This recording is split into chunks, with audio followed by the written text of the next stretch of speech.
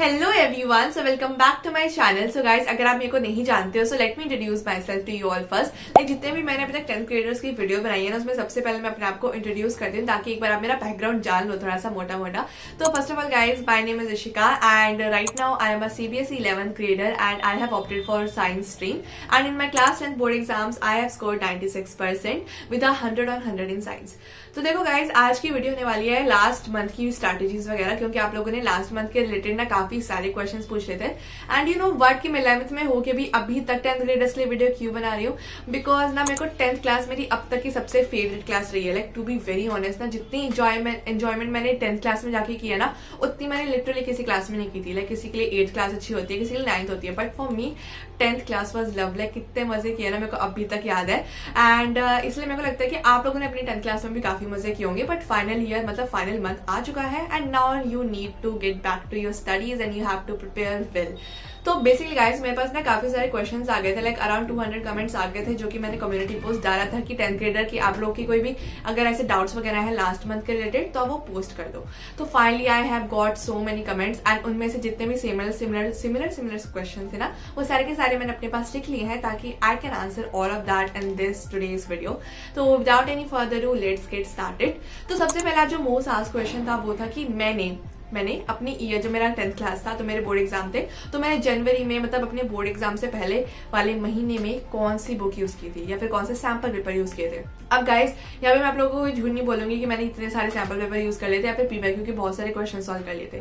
Basically मेरे पास एक book use की थी, प्रयास। लाइक आप मेरी पिछली या लाइक बोर्ड की शॉर्ट्स वगैरह भी जाके देख सकते हो, मैंने उसमें आपको बताया हुआ है कि I was solving question paper from प्रयास। अब प्रयास में पिछली बार क्या था ना, प्रयास में आपको है ना कुछ ऐसे सेट ऑफ पेपर दिए हुए थे ईच सब्जेक्ट के, एंड वो बिल्कुल वैसे ही पेपर थे जैसा कि आपको बोर्ड में मिलने वाले हैं, along with the answer sheet जो कि आपको बोर्ड में मिलने वाली थी। तो उस टाइम मेरी बहुत ही अच्छी प्रिपरेशन हो गई थी उसकी वजह से। बट इस महीने जब मैं आई ना, तो मुझे लगा कि इस महीने तो वो वाली प्रयास आप यूज कर नहीं सकते बिकॉज वो 2024 एग्जाम के लिए थी, एंड अब आप लोग 2024-25 वाला बैच हो। इसका मतलब है कि आप लोग को कुछ अपग्रेडेड वर्जन तो चाहिए होगा ऑफकोर्स। तो आज when I was just searching on Flipkart और Amazon फॉर यू ऑल, जब मैं कोई वीडियो बनाई थी तो मैंने सोचा कि कोई बुक भी रिकमेंड करनी पड़ेगी आप लोगों को because you are asking a lot. तो मेरे को मिलता है प्रयास का अपग्रेडेड वर्जन। मैंने इसको खोल के देखा ना, I was like oh my God, इतने ज्यादा चेंजेस हो चुके हैं इसके अंदर। लाइक पिछली बुक आप देख सकते हो मेरे, आप बाकी पुराने स्टडी ब्लॉग्स में जाके देख सकते हो कि प्रयास कैसी थी पिछली बार, बट अब की बार जो प्रयास है ना, इट्स टोटली डिफरेंट। एंड अब की बार इसमें ना और भी ज्यादा जो है अपग्रेड्स हो चुके हैं एंड ये और भी ज्यादा प्रोडक्टिव हो चुकी है। इसके अंदर का भी मैं आपको लुक दिखा देती हूँ। एंड इसमें आपके ना 21 डेज की प्रिपरेशन के लिए यहाँ पे पूरी वर्कशीट्स वगैरह है जो कि आपको 21 डेज के लिए सॉल्व करनी है। इसमें आपको डेली टास्क वगैरह दिए जाएंगे। सो लेट अस सी कि आपको डेली टास्क कैसे दिए जाएंगे एंड इसमें आपको क्या क्या चीजें मिलने वाली है। तो बेसिकली गाइस, देखो अब लास्ट के फ्यू वीक्स हैं बिफोर बोर्ड्स एंड हम सबको चाहिए वो super important questions of each chapter जो कि क्विकली लगा के सिलेबस एक बार में रैप अप कर पाएँ और एक फाइनली रियलिटी चेक हम लोगों को मिल जाए। तो बेसिकली ना, ये एडुकार्ट ने एक यूनिक 21 डे की प्रैक्टिस बुक निकाली है जो कि इंडिया के expert CBSE paper setters and teachers के इनपुट से जो पुल आउट शीट्स के फॉर्म में है वो ये उन्होंने बनाई है। अब गाइस, बुक खोलते ही आप लोगों को दिखने वाला है इंडेक्स। तो इंडेक्स से आपको ओवरव्यू मिल जाएगा कि डे 1 में आपको कितनी से कितनी वर्कशीट सॉल्व करनी है एंड डे 2 में कितनी वर्कशीट सॉल्व करनी है। अब इंडेक्स में डी वाइज आपको हर एक चैप्टर के 15 मोस्ट इंपॉर्टेंट क्वेश्चंस, जिसमें NCERT और PYQ भी होंगे। इनमें से ना बोर्ड के एक्सपेक्टेड क्वेश्चन भी होंगे जो कि पास्ट ईयर ट्रेंड से अच्छे से एनालाइज करके आप लोग को इसमें दिए गए हैं। टोटल 21 दिन में आपको 4 मेन सब्जेक्ट की हर टॉपिक और न्यू पैटर्न पे फुल सिलेबस प्रैक्टिस करना होगा। एंड अब सबसे क्रेजी चीज दिखाती हूँ जो कि आपको ऑलरेडी स्क्रीन पे दिख रही है, वर्कशीट्स। तो एवरी डे की आपको ये शीट्स हैं, आपको पुल आउट करके घर पे ही बैठ के बोर्ड की पेपर की तरह इनको लगाना है। यहाँ पर हर शीट के साथ आपको चैप्टर की वेटेज के अकॉर्डिंग सिलेक्टेड 15 to 20 क्वेश्चंस दिए हुए हैं। छोटा चैप्टर में कम क्वेश्चंस हैं, इंपॉर्टेंट चैप्टर में थोड़े से ज्यादा क्वेश्चंस हैं। एंड सबसे बड़ी बात ये है कि हर एक चैप्टर के क्वेश्चंस का फिक्स टाइम दिया हुआ है लगाने के लिए, एंड इससे आपका कॉन्फिडेंस भी बढ़ेगा और टाइम मैनेजमेंट की प्रैक्टिस भी अच्छे से हो जाएगी। आप रोज 2 घंटे देकर हर सब्जेक्ट के एक चैप्टर को कंप्लीट कर सकते हैं, वो भी बढ़िया तरीके से। एंड ऑल्सो गाइस, एक खास यूनिक फीचर ये भी है कि यहाँ पे हर एक क्वेश्चन के सही या गलत होने पे आप अपने आप को मार्क्स दे सकते हैं। एंड टोटल जितने भी सही क्वेश्चन है आप उनको ऊपर लिख सकते हैं। अब ऐसा क्यों करना है ये एंड में आपको एक चीज़ दिखाती हूँ। उसके बाद आपको सॉल्यूशंस फॉर एवरी क्वेश्चन भी अलग से दिया हुआ है बुकलेट में, जहाँ से आपका कोई भी अगर आपको क्वेश्चन का आंसर ढूंढना है तो आपको डिटेल्ड आंसर अच्छे से मिल जाएगा, तो आप अपने टॉपिक को क्विकली रिवाइज कर सकते हैं। अगर आपका वो क्वेश्चन गलत भी होता है तो वहाँ से आप अपने क्वेश्चन को जल्दी से चेकआउट कर सकते हैं। अब एट द एंड आपको मिलने वाली है सबसे ज़्यादा इंटरेस्टिंग चीज़, जो कि है स्कोर कार्ड। तो एंड में आपको स्कोर कार्ड भी दिया जाएगा, जिसमें आप अपने टोटल करेक्ट क्वेश्चंस को हर एक चैप्टर के अकॉर्डिंग मेंशन कर सकते हैं। बेसिकली ये आपको क्या बताता है, ये आपको बताएगा कि किस चैप्टर में आप वीक हैं और ओवरऑल आपकी तैयारी कैसी है। एंड गाइस ट्रस्ट में ये बुक सही में बहुत अच्छी है, and if you want to buy this book then check out the description, वहाँ पे मैंने आप लोग को लिंक दिया हुआ है। तो गाइस यहाँ पे हमारा खत्म होता है सबसे पहला क्वेश्चन कि मैंने आखिरी महीने में कौन सी बुक यूज की थी। अब सेकंड क्वेश्चन पे आते हैं कि how you all can revise each and every subject. तो सबसे पहले गाइस हम चलते हैं साइंस की तरफ, बिकॉज साइंस में मेरा स्कोर काफी ज्यादा अच्छा था। तो बेसिकली देखो मैंने एट दी एंड मेरे को अभी तक याद है कि मैंने क्या किया था। मैंने PW के ना जो 30 मिनट्स वाले लेक्चर होते हैं ना, लाइक अगर आप गूगल पे सर्च करोगे कोई भी चैप्टर का नाम एंड 30 मिनट्स वाले लेक्चर, उसमें बेसिकली ना 30 मिनट्स के अंदर आपको पूरा चैप्टर रिवाइज करवाया जाता है एंड इससे आपकी रिविजन जल्दी से कंप्लीट हो जाती है। मतलब अगर मान लो अगर आपका केमिकल रिएक्शन वाला चैप्टर है, सबसे पहला चैप्टर केमिस्ट्री का, तो आप उसको जल्दी से वीडियो देख के रिवाइज करो, या फिर बायो का चैप्टर ले लो लाइफ प्रोसेसेस, उसको वीडियो देख के जल्दी से रिवाइज कर लो ताकि आपके सारे कंसेप्ट फिर से रिवाइज हो जाए। And then you have to go through your notes, जो भी आपने नोट्स बनाए होंगे आप उसको जाके गो थ्रू कर सकते हो। एंड आपको लाइक मैं क्या करती थी ना, मेरे को ना ऐसी आदत है कि मैं लिख के पढ़ती हूँ। तो बेसिकली मैं ना जब दोबारा से लिख के पढ़ती थी ना, तो बेसिकली शॉर्ट नोट्स टाइप बना लेती थी कि बस कीवर्ड उसमें लिख रही हूँ एंड इंपॉर्टेंट पॉइंट्स लिख रही हूँ, ताकि अगर जिस दिन मेरा फाइनल एग्जाम आए ना, उससे पहले वाले दिन अगर मैं पढ़ती हूँ तो उन शॉर्ट नोट्स को मैं रिवाइज कर लूँ। ठीक है ना। तो या लाइक ये चीजें तो आपको पहले महीने में करनी है कि 30 मिनट्स के लेक्चर देख रहे हो एंड अपने लॉन्ग नोट्स जो भी आपने बनाए हैं उनको रिवाइज कर रहे हो, and then you are doing your NCERT questions. And अगर तब भी आपको कोई भी डाउट लगता है तो आप क्वेश्चन बैंक से क्वेश्चन कर सकते हो, बट अगर आपको कोई भी डाउट नहीं लगता है then directly go for your next मतलब चैप्टर्स, एंड सारे चैप्टर करने के बाद just solve your sample papers, या फिर प्रयास के आपने वर्कशीट सॉल्व कर सकते हो एक चैप्टर कंप्लीट होने के बाद। डेली मैथ्स की 1-2 घंटे प्रैक्टिस जरूर करना, चाहे आपके पास बेसिक हो चाहे आपके पास स्टैंडर्ड हो, but maths is maths and you have to practise. वो अलग बात हो जाती है कि स्टैंडर्ड वालों को थोड़ी ज्यादा मेहनत करनी पड़ती है, तो आपको क्या करना है, 1-2 मतलब जो भी सब्जेक्ट आप डेली के ना 2 सब्जेक्ट ले लेना।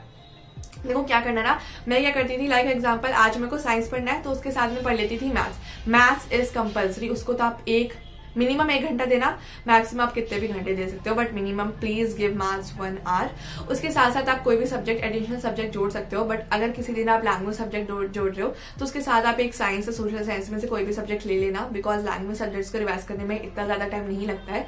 लैंग्वेज सब्जेक्ट के लिए मैं आपको अभी और भी टिप्स बताऊंगी, बिकॉज उसके लिए मैंने एक स्पेशल क्वेश्चन प्रिपेयर करके रखा है। आप लोगों ने लैंग्वेज सब्जेक्ट के लिए भी क्वेश्चन पूछे थे, तो वही आपको करना है। 1 महीने पहले तो आपको वही 30 मिनट्स के लेक्चर्स देखने हैं, नोट्स रिवाइज करने हैं, and then go for your next chapter होने, सारे चैप्टर होने के बाद आप अपने सैम्पल पेपर्स पे जा सकते हो, या फिर इस चैप्टर की हर एक चैप्टर की वर्कशीट सॉल्व कर सकते हो, जो कि आपके डेली टास्क इसमें है। तो ये तो बात हो गई साइंस की एंड मैथ्स की, एंड लैंग्वेज सब्जेक्ट की तो अभी मैं आगे बात करने वाली हूँ।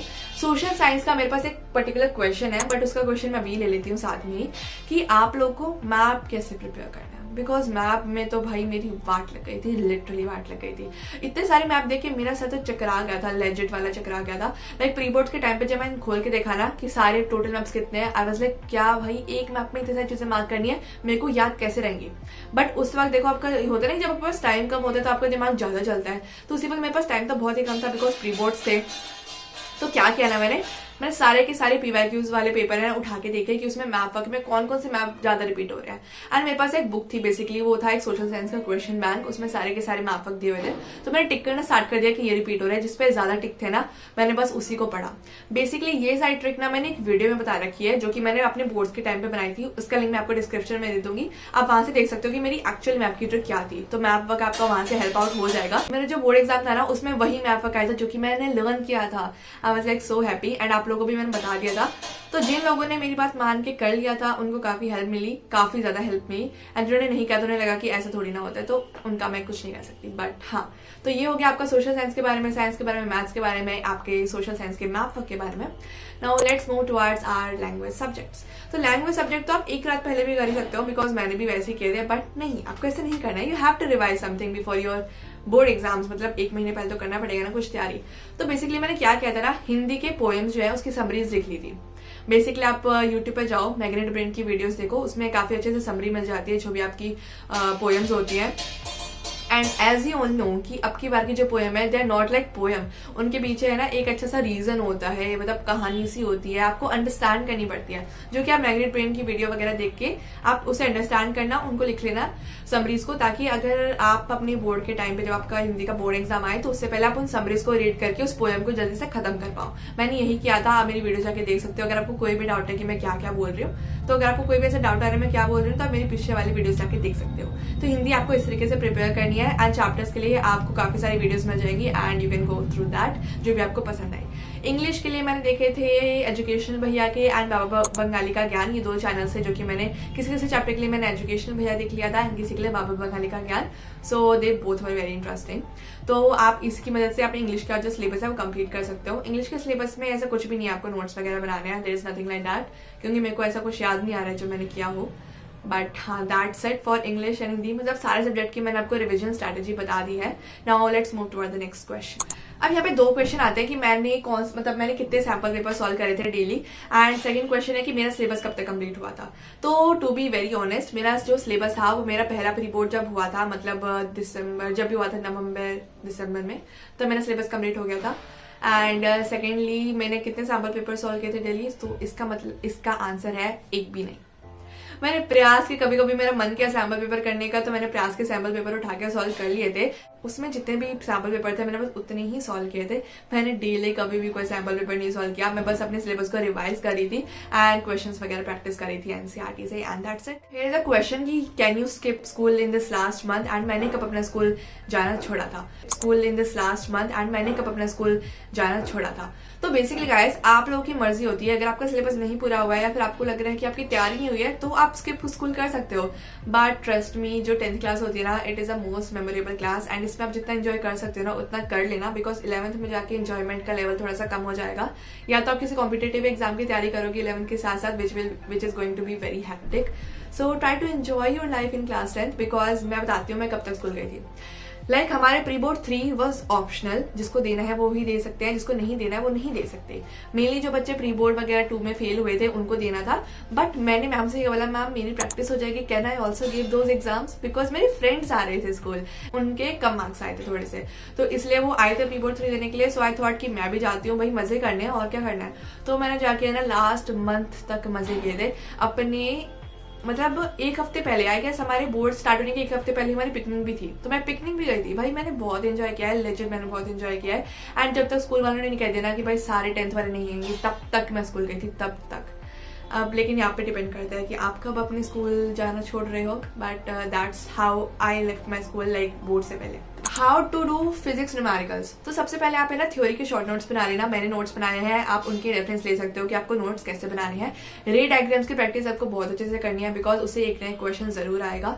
Along for the numericals you can go for question banks for that particular chapter, because numericals are quite easy, but electricity वाला चैप्टर है, जैसे कि लाइट के बहुत ईजी है, इलेक्ट्रिसिटी के आपको थोड़े प्रैक्टिस करने पड़ेंगे, बिकॉज मेरे को भी लास्ट तक बहुत ज्यादा दिक्कत हुई थी। बट पता है अच्छी बात क्या हुई थी, मेरे बोर्ड एग्जाम में ना वो इलेक्ट्रिसिटी वाला जो न्यूमेरिकल है ना वो ऑप्शनल आ गया था, उससे ऊपर वाला क्वेश्चन मेरे को बहुत अच्छे से आता था, रे डायग्राम आ रहा था, तो वो मैंने अच्छे से कर दिया। तो हाँ, वो मेरी अच्छी बात हो गई थी। बट इलेक्ट्रिसिटी को अच्छे से प्रिपेयर करके जाना, क्या पता आपके में ऑप्शन ना आए। तो देखो मैंने आपको गैप डेज में भी बता दिया है कि आपको अपनी शॉर्ट नोट्स रिवाइज करने हैं and then just solve you sample papers और क्वेश्चन सॉल्व कर लो। And also sample paper solve करते हुए याद रखना, जो भी आपकी मिस्टेक होगी उसको अच्छे से ऑनेस्टली एनालाइज करना एंड ऑनेस्टली अपने आप को मार्क्स देना। जो भी मिस्टेक होगी ना उसको एक नोटबुक में लिख लेना या फिर पेजेस पे लिख लेना एंड उन पेजेस को अपने गैप डेज में रिवाइज करना कि आपकी यहाँ मिस्टेक हुई थी, तो आप बोर्ड एग्जाम में वो मिस्टेक ना करो। बिकॉज बोर्ड एग्जाम से पहले अगर आप वो मिस्टेक को रिव्यू कर लेते हो ना, तो आपको वहां पर ध्यान आ जाएगा कि मैंने इस जगह पे मिस्टेक की थी, तो अब मैं यहाँ पे वो ना करूँ। तो this is gonna help you all a lot. तो इसको ट्राई करके देखना है अपने गैप डेज में। और बाकी गैप डेज में बस आपको शॉर्ट नोट्स रिवाइज करने हैं एंड हिंदी और इंग्लिश के लिए you can watch your videos, YouTube videos पे बहुत सारी वीडियोस पड़ी हुई है।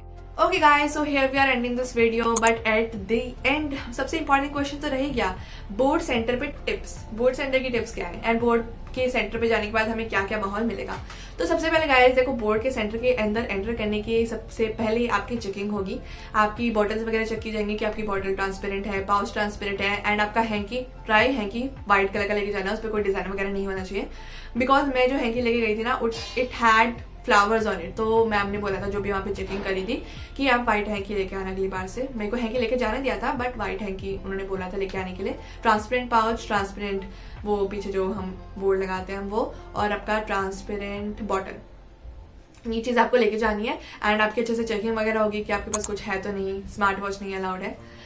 तो ये चेकिंग होने के बाद आपको चेक करना है कि आपका रोल नंबर कौन से रूम में पढ़ रहा है। आपका रोल नंबर जहाँ पे भी जिस रूम में पढ़ रहा होगा वहाँ पे जाके बैठ जाना। अब गाइस जब आप बोर्ड सेंटर पे पहुंचोगे तो आपको काफी बच्चे मिलेंगे जो कि लास्ट मिनट की रिविजन कर रहे होंगे वहाँ पे खड़े होके। बट पता है मैं क्या कहती हूँ, आप वहाँ पे जाके ना कोई भी बुक्स लेके मत जाना। लाइक आपका मन करेगा अंदर से कि मैं वहां जाके मैं अगर थोड़ी देर खड़ा रहना पड़ा तो मैं रिवाइज कर लूंगा कुछ ना कुछ, बट नहीं गाइस। मैं भी बुक्स लेके गई थी बट वहां पे जाके है ना पढ़ने का मन नहीं करता है। जब बुक खोलोगे भी ना तो आपका ध्यान एक वर्ड पर जाएगा, फिर दूसरा, अच्छा ये पढ़ रहा है, वो वहां पे वो पढ़ रहे हैं, इस पे चला जाता है। और आपका जो माइंड है वो बहुत ज्यादा वो हो जाता है कि यार मेरे को कुछ नहीं आता, या फिर मैं अगर मेरे मार्क्स कम आ गए तो जस्ट स्टे काम, वहां पे जाओ मम्मी पापा के साथ बोर्ड के सेंटर के पास कुछ बातें वगैरह करो। एंड जैसे आपकी एंट्री वगैरह शुरू हो जस्ट एंट्री करो, रोल नंबर चेक करो, बैठो एंड अच्छे से एग्जाम देकर आ जाओ। मैंने तो यही किया था एंड हमने ना बहुत सारी मस्ती की थी। पता है बोर्ड सेंटर के अंदर हमें थोड़ी देर के लिए वेट करना था एक दिन, एंड हमने जो मस्ती की ना, हमने बहुत चिट चैट वगैरह की, अपने पुराने दिन याद कर लिए थे। एंड हमने कोई भी पढ़ाई की बातें नहीं की, यार इस क्वेश्चन का आंसर क्या था, यार उस पॉइंटर में कौन कौन से पॉइंट्स थे बताना जरा, ऐसी चीजें नहीं की थी हमने, बहुत ज्यादा मस्ती वाली बातें की थी। And that's it guys, so that's it for this video and I hope you all enjoy this video a lot. And मैंने इसमें काफी जल्दी सारी चीजें बोली हैं बट आई गेस आपको समझ आ गई होंगी, क्योंकि अगर आप लेक्चर्स को 2x स्पीड में देख सकते हो ना तो ये मेरी नॉर्मल स्पीड है, ठीक है। अगर आप ये नहीं समझ पा रहे तो पता नहीं आप 2x के स्पीड पे लेक्चर को कैसे समझते होगे। So that's it guys. And अगर आपको कोई और भी हेल्प चाहिए, like if you want to know the important topics of each and every chapter of science और सोशल साइंस, तो डू लेट मी नो। उसकी वीडियो में ट्राई करूंगी जल्दी से लाने की, ताकि आप लास्ट मिनट पे एक बार गो थ्रू कर सको कि कौन कौन से इंपॉर्टेंट टॉपिक्स हैं।